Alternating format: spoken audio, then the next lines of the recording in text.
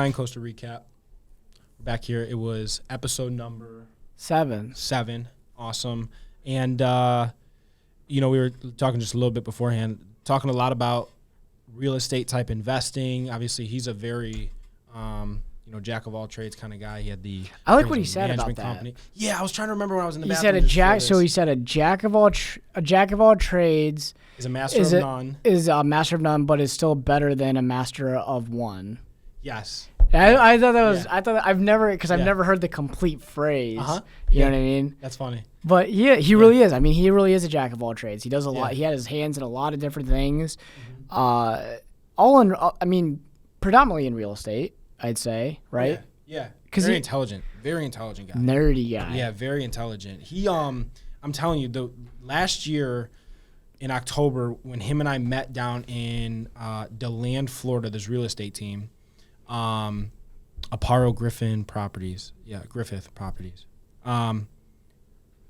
Just seeing him we met a realtor then in Orlando. The way he can converse with anybody, but talk about anything. I mean, he sparked a conversation about something with like Gettysburg with this guy from Greece who just got off a plane and like came and was serving us food. Like the way he just sparks conversations, he's like, oh, and then he brings up this history thing. He's just a brain. Very cool guy, but he's also a very nice guy, and he's awesome. Anytime you call Brian, he's always got some good ideas flowing and real good things. So, biggest takeaway, persistence in business. He's been very persistent. I mean, we didn't even talk about that, but it's a fact. Mm-hmm. He has. I mean, he built, what did he say? His appraisal management company, Coester Appraisals, was $40 million. 40 million, yeah. At his highest. Which is incredible. And then, you have, I forget who his main lender was at that time. Was it Nations? Or should we not say? Yeah, that's fine as well. But whoever his biggest lender was at that time, obviously you turn that spigot off, right? You turn that hose off. That overnight you go from doing 1,500 appraisals a month to nothing or damn near not close to that, and you have payroll and overhead, quickly wipe you out. Mm-hmm. He had the gym. I know he said that he was very comfortable talking about it as well. We didn't even bring it up, but he just closed the gym literally, the day before he was on the podcast? Pretty sure. Yeah, he said. So his actual, a full-blown gym. Mm-hmm. Yeah, but you would never know. I mean, the guy is just upbeat, smiling all the time. He's just very persistent. Very persistent, yep.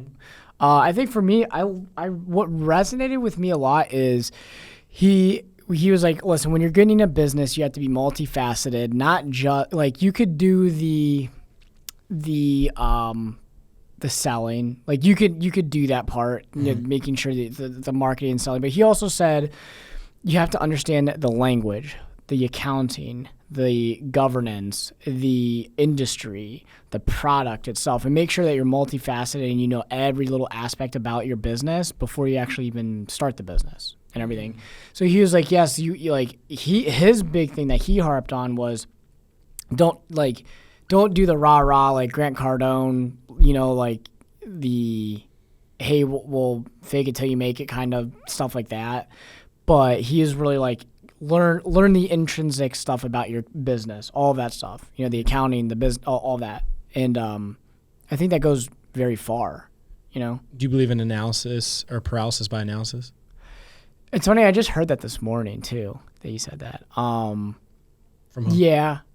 From Alter Ego. So his Alter Ego, The Alter Ego Effect by Todd Herman is what I'm currently reading right now. You finished the mimetic theory already? I'm reading them both. Okay. Yeah, I'm almost done with.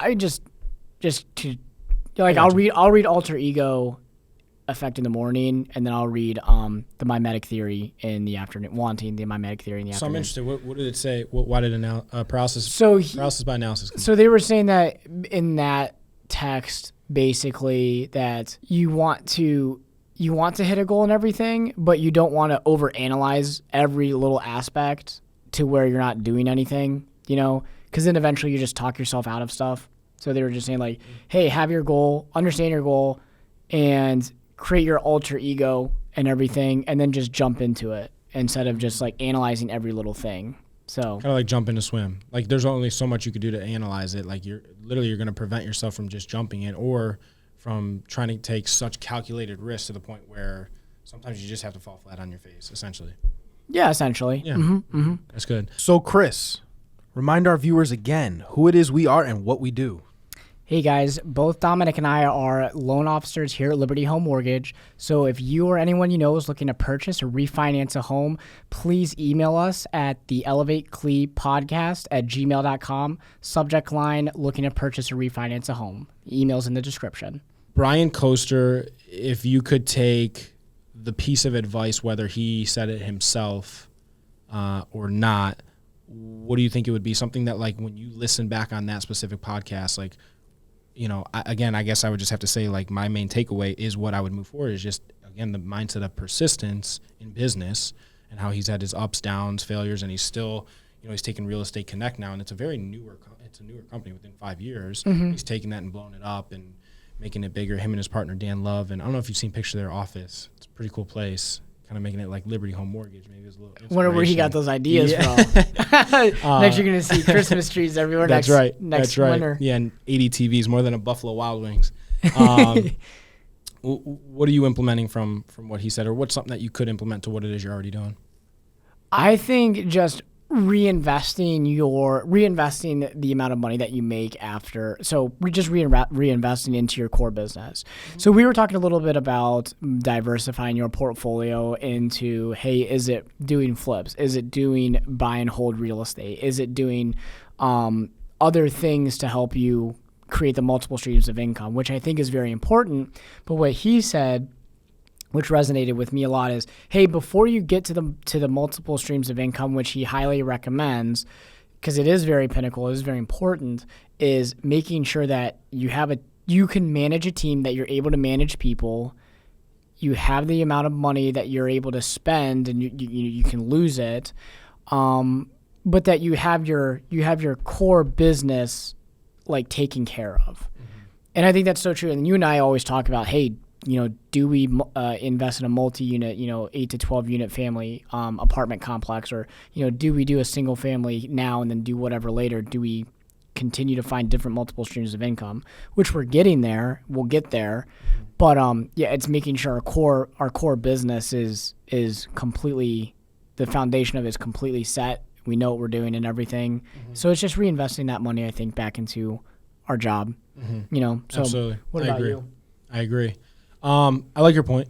I like your point a lot, because I think it is you're able to get sidetracked a lot. And I hear it so much from, like, especially kids our age. I don't want to say kids, but, like, young men and women coming out of college, like, wanting to get in, and started investing in this and that, like, not realizing the actual risk that you can get into it. They just look at, like, the success stories on YouTube overnight where this person's a multimillionaire now from TikTok, flips. Yeah. And it's like, oh, let me go and do a flip, not realizing, like, the stuff that you can genuinely get into, the pitfalls you can get into when you do that, right? For example, he was talking about the whole idea of, like, listen, if you're going to get into flips, you got to have, like, the reason Zillow, like, decided to put all their money in towards kind of that is because they had a whole process set up. They had the whole team of contractors and this and that, where you're a single individual, and if per job you're trying to hire per job contractors and this and that without having a specific team to where within a 30-day time frame you can go in, gut the place, redo it, and flip it, your margins are so thin on the flip already, to the point where you can then run into the delays, the extra couple $100 here, the extra couple thousand here. It adds up. And it adds up to the point where sometimes you could be underwater.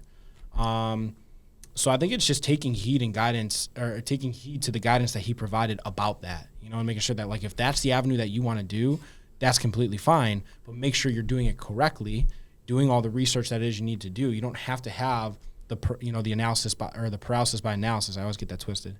You don't have to have the paralysis by that, but also making sure that you're doing enough diligence to make sure that you have a solid team around you, right?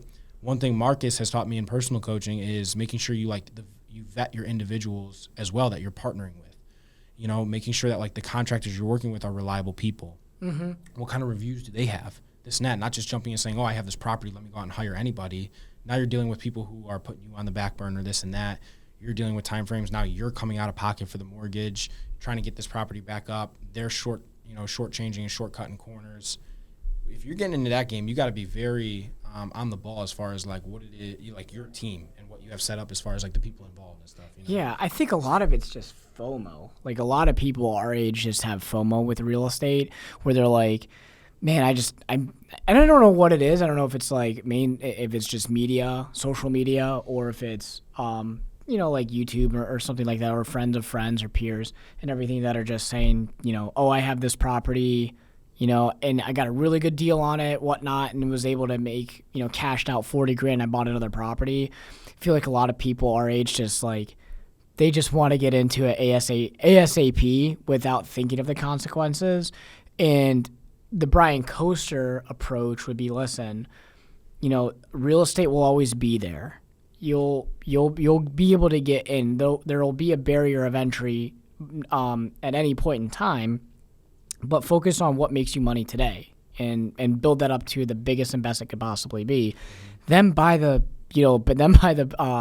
property cash. Now you're saving lending fees and you don't have to finance it. Now you have your property management company that can come in and do the gut check and get that done in 30 days instead of you putting time, energy, effort, all that sweat equity into that property yourself. You're just having people doing it for you, And then 6 months later, you can just go do an 80% cash out on your money and let whoever it is that's living in it play it down. Like if you're holding on to it, right? Like the Burr method or something like that. I saw a video on that today. And those success stories are out there. But again, you got to take your calculated risks with that. That's where you absolutely have to be able to do your research and know what it is you're getting into, versus just like, there was somebody I spoke to who at Kent College, this was probably like May, June of this year. He's a little bit younger than us. I think he was like 22, 23. But him and a buddy bought like a couple investment properties out there from like a realtor and said, oh my God, these are steals, jump in them, this and that.